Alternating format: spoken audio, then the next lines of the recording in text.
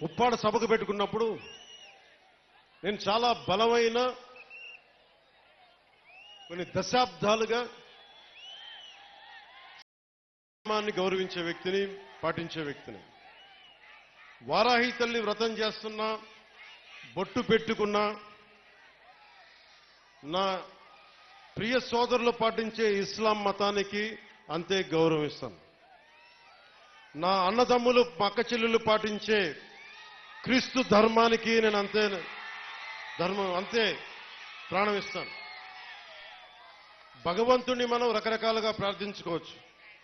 ఒకరు అల్లా అనొచ్చు, నేను ఈశ్వరి, తల్లి, వారాహి అనొచ్చు, మీరు జీసస్ అనొచ్చు.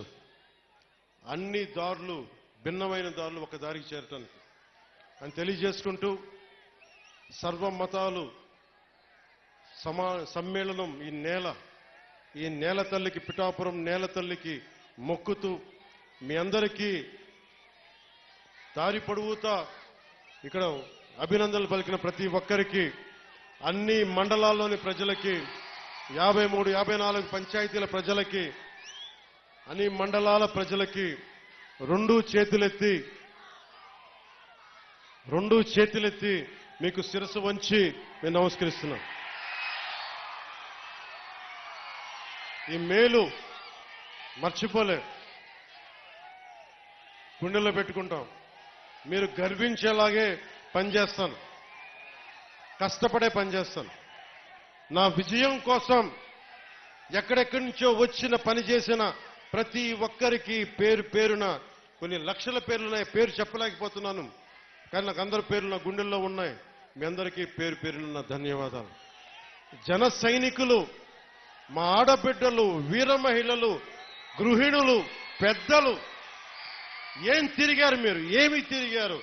ఎండనక వాననక విపరీతమైన ఉష్ణోగ్రతలో కష్టపడి మీరు తిరిగి గెలిపించినందుకు ఈ నేల రుణం తీర్చుకుంటాం. సరే అని పంచుకున్నా ఒకటి చెప్తాం, మీరు ఎమ్మెల్యే గారి తాలూకా, పిఠాపురం ఎమ్మెల్యే గారి తాలూకా అని జాగ్రత్త, చెడ్డ పేరు తీసుకురాకండి. పోలీస్ అధికారులు, ఆర్టీఓ అధికారులు ఆపి మీ నెంబర్ ప్లేట్ ఏదంటే మా పిఠాపురం తాలూకా అని చెప్పకుండా కొడతారు, నన్ను తిడతారు. అలాగే 1 వేలో వెళ్ళిపోతా, ఏంటిదంటే పిఠాపురం తాలూకా ఎమ్మెల్యే మాకు అలా కాదు. మనం పాటించకపోతే ఎట్లా? అందరూ చట్టాలు పాటించాలని చెప్పే స్థితిలో ఉండి మనం కూడా చట్టాలను పాటించాలి. మీరు సరదాగా హుషారుగా చేయండి. అప్పుడప్పుడు కావాలంటే నాకు 2 ఎకరాల స్థలం ఉంది కదా, అక్కడ వచ్చి మీరు కావాలంటే బైక్ వేసుకుని తిరగండి.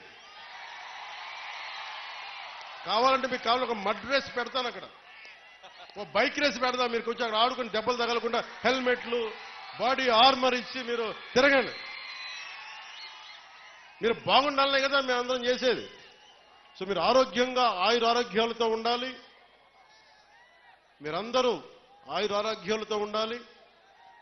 చిన్నపిల్లలందరికీ ఉన్నతమైన జీవితం ఉండాలి. వచ్చే తరం కోసం పనిచేస్తున్నాం. అలాగే